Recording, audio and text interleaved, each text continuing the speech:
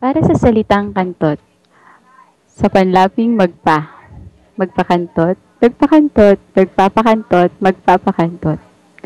Magpakantot ka sa kanya. Nagpakantot ako kay Ken dahil mahal ko siya. Nagpapakantot ako sa mga parokyano. Magpapakantot ka pa ba sa kanya? Para sa panlaping in, kantutin, kinantot, kinakantot, kakantutin. Kantutin mo siya. Kinantot siya ng kanyang kasintahan.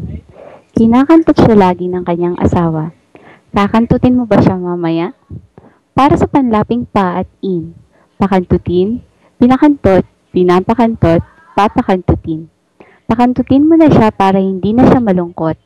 Pinakantot niya ang kanyang asawa kanina. Pinapakantot mo pa ba siya? Papakantutin kita kung bibigyan mo ko ng pera. Para sa panlaping kumantot, kumantot, kumakantot, kakantot. Kumantot siya ng mga babae sa bar.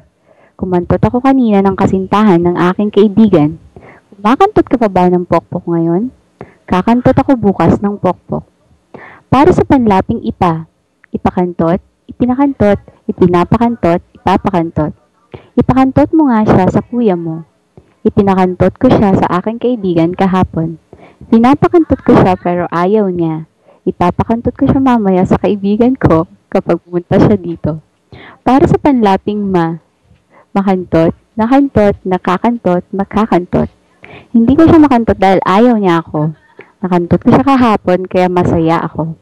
Nakakantot mo pa ba siya kahit hiwalay na kayo? Makakantot mo siguro siya mamaya.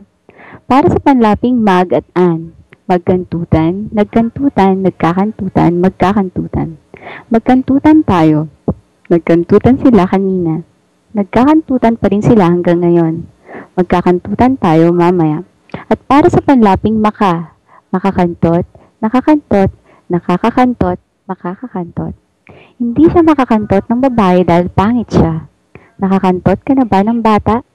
Nakakakantot ka pa ba kahit matanda ka na? Makakakantot ka lang siguro kapag nandyan na ang asawa mo.